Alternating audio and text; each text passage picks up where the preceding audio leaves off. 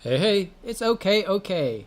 I'm back again doing more backgrounds. I believe I inked this panel, what was it, last week? And now we are finishing up by finishing the background on this. I've already gone ahead and done the skeletons, imported those and blurred them and cut out what I didn't need. Those skeletons I drew on here and I just dragged them over. So it's just a random file that I made transparent. Okay, so I've gone ahead and done a quick, well, let's zoom out a little bit here, see what we're doing. I've done a little background sketch. This is it right here. This is to give me an idea of what I'm going to be doing, give me a goal to work towards, a vision. I'm a visionary as long as I've got I've drawn it out.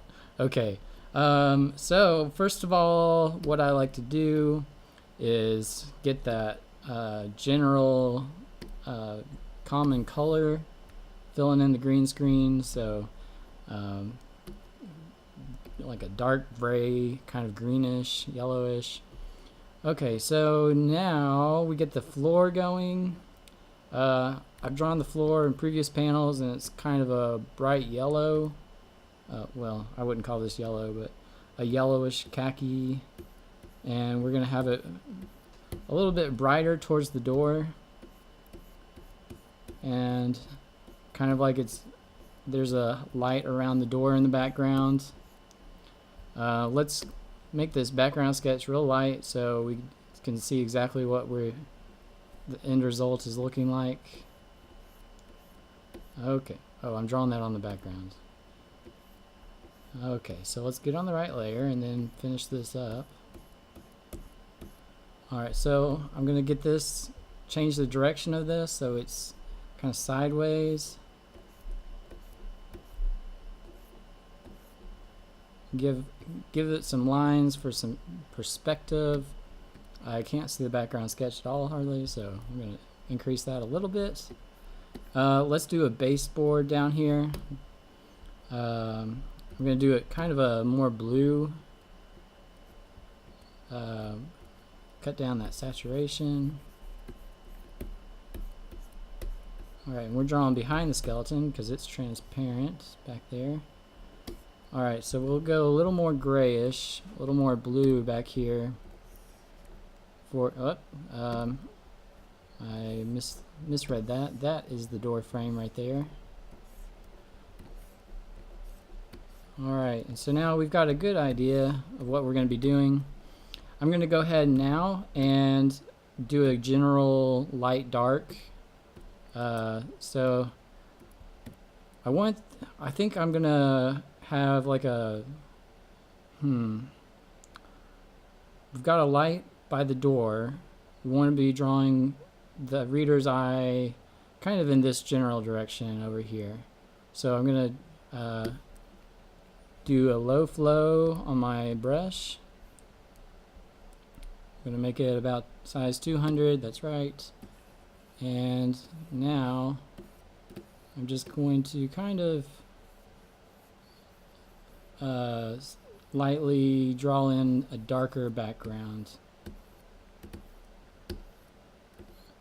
And I think I need to turn down my opacity, maybe 41%, because it's coming in pretty dark.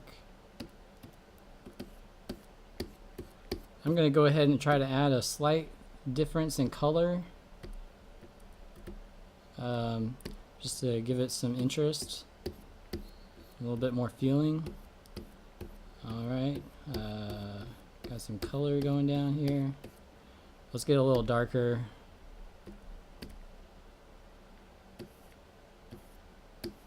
And I want the top to be dark and the bottom to be brighter. That way it'll have a spooky feel to it. Underlit is usually the spookier feel. Like if you're drawing a atmospheric background, if you're outside and you're drawing like the sky, if the sky is brighter from below than it is on the top, it's going to feel dark and gloomy, almost like a rainstorm is coming, and like it's going to feel ominous. If you do the sun like way up in the high in the sky and kind of so high off in the sky that's off the page, and the brightness is coming from the top to the bottom, then it feels more like a happy occasion. Let's not bicker and argue about who killed who. It's supposed to be a happy occasion. Yeah, so that's when your light is coming from the top, and so we want the light to come from the bottom. Alright, so a little more. Whoa, computer's acting a little slow, which surprises me. Okay, so I'm gonna do just a few little a few strokes, because the opacity is low, the flow is low, so by doing a couple of strokes we'll get a feel for like it'll feel like there's some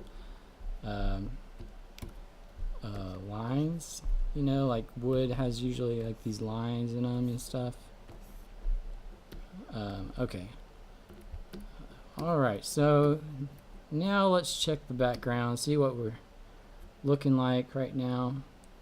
I think I need to do something darker. Let's go ahead and turn the flow back on to a higher flow, more opacity. Let's actually draw something here. Okay, not suggest it, let's draw it. Yeah, my computer is acting slow. I must have too many Photoshop windows open. I think I've got like 4 or 5. There's a little tip for you. If Photoshop ever seems to be running slow for you, exit Photoshop and just come back into Photoshop. Just restart Photoshop. Sometimes that makes everything run faster.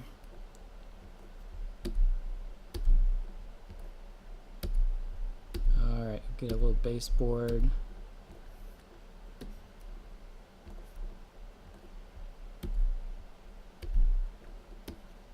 Alright, now we're gonna get like we've got this kind of brownish, what's it called, coat rack thing on the wall. And now let's get a darker color for the base of it. You know, actually I was just saying how we like to do underlit stuff for spooky, scary situations. Let's make it lit from below, like that. Hopefully that'll look okay. Alright, so now let's do just one little coat hanger thing. A little small brush. Let's get a darker color for it. Okay, so that is our coat hanger thing, and let's have one hanger. Let me turn opacity on just a little bit down. It's at 78%.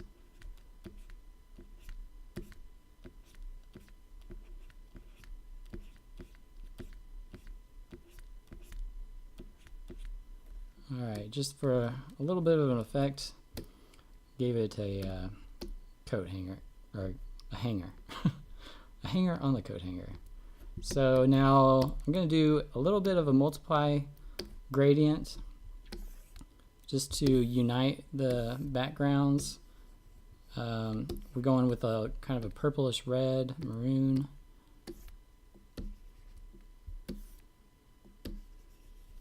There. Now you see it kind of flows together.